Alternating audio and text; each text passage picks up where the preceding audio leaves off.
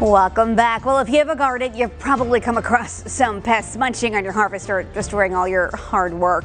Michelle Mardian is giving us all the dirt on how to handle those pesky garden pests. Welcome, Michelle. Thank you, Amanda. Good to be here. We're so happy to have you here.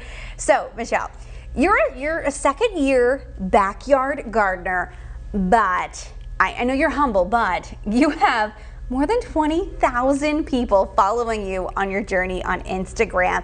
I have to ask you, is that a lot of pressure? I mean, especially with the added pressure of pests in your garden. Well, yes, there's a lot of pressure with pests, but you know, I have found Instagram gets a bad rap a lot of times, but I have found the gardening community on Instagram so positive, inspiring, encouraging, and educational.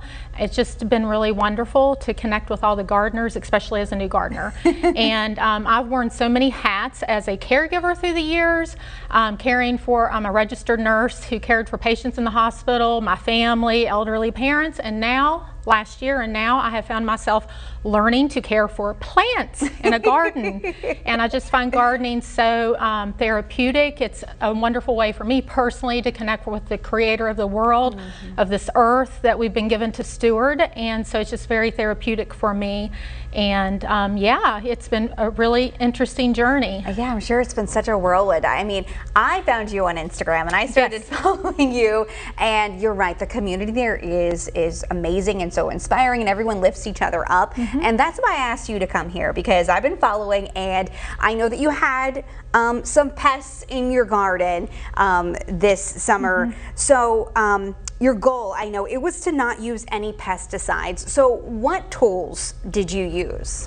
Okay, so yes, that's correct. I did not want to use pesticides, and the reason is because, believe it or not, they actually can cause more insect problems. It may not sound that way at first, but the first thing I wanted to point out, I brought a little bag of soil. First thing first, the soil is the most important thing we need to focus on, because healthy soil will help you have healthy plants, and healthy plants get less attacked by insect pressure.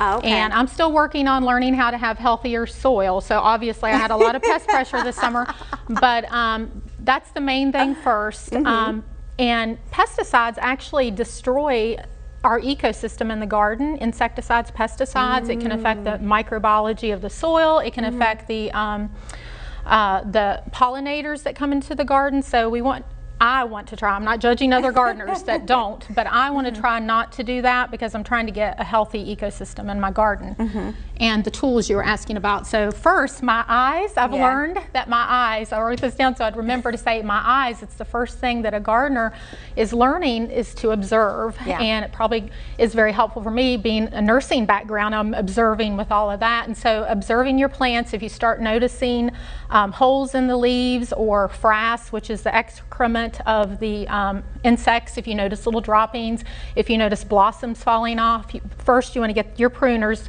and you want to cut that off, that diseased piece off, and pick up the debris. And then, this is where it gets nitty gritty and yucky for some people.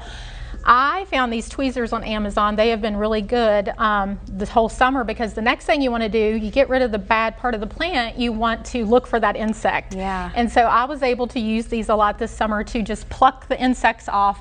And then I learned this from several gardeners, something so simple as a jar of soapy water, keep it in the garden at all times, and then you just get those pests and plop them in there and say goodbye, and they can go swimming. There's also some products that are on the market. I brought one that is organic, it's natural. Just because it's organic doesn't mean it's not going to hurt other pollinators and things. But this one is called Bacillus thuringiensis.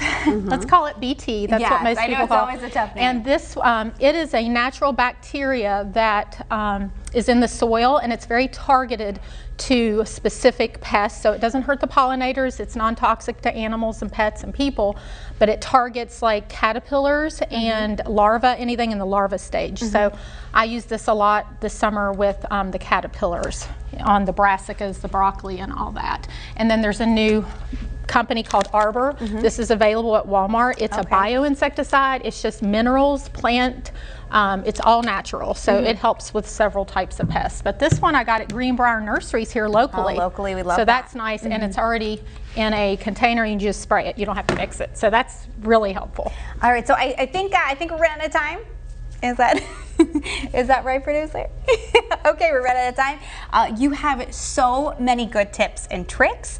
I want people to help follow you along, because I enjoyed following you so much. So, folks, if you're at home and you want to go through the trial and error and all the journey through Michelle, you can follow her on Instagram. Her handle is @Michelle'sGardenGrows. Thank you so much, Michelle. Thank you. Thank you for coming on today. Don't forget, you can catch all the dirt right here Thursdays on WFXR News at noon.